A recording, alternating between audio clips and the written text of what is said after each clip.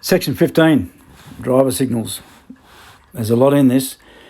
Most people who fail driving tests generally get across on the signals. They've done something wrong. They either forget to indicate or they've done something wrong with the indication. Now, the first section here is give slovenly signal. You don't hear that word much these days. It means slack. Slack, lazy, bloody signal. Can't be bothered, or you indicate too late or too early. It's just a casual signal, or it might drop out. You've got to re-indicate if it drops out. So that one's fairly self-explanatory, but it does happen. The next section, the next bit, gives correct signal, not enough warning. Now, the law in Australia, in some states, is different. In Tasmania, it's 30 metres. It's not enough. You don't give 30 metres indication. You need 50 metres. It doesn't matter what anyone says. The fact is, you know yourself as a driver, if you're a proper driver, you need 50 metres warning. So indicate 50 metres before you turn. That's very important. Or if you're changing lanes, 5 seconds, of course.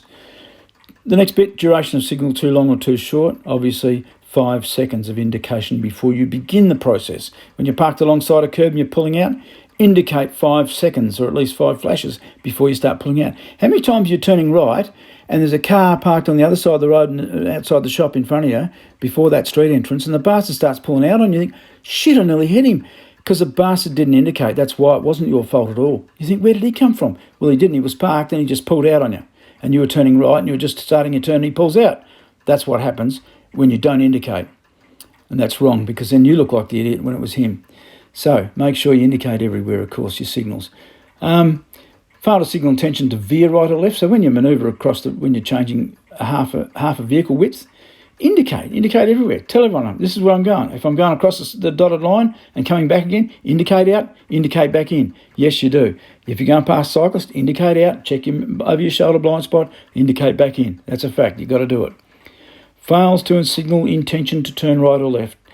Well, you're either an idiot or your indicators aren't working there, or you're too busy worrying about something else. Either way, as I said before, your indicators are the only way to talk to other traffic. You've got to tell people what you're doing. It's a requirement, and it's the only thing to do that's right.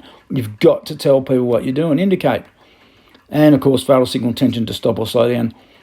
That's pretty much your brakes, really, nowadays. Your brakes should be working. If you ever want to have a crash, a really good one, give the wrong signal.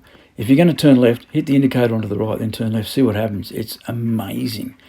You can really trash a few cars doing that, do an insurance job. Give the wrong signal if you want a good crash. There's no better way, I can tell you. And watch out for learners doing it because they forgot or they're not thinking. Hang back behind people if you're not sure what they're doing. Old people do it too. People that aren't cognitively skilled do give the wrong signal at times. Be prepared for it and don't do it yourself. That's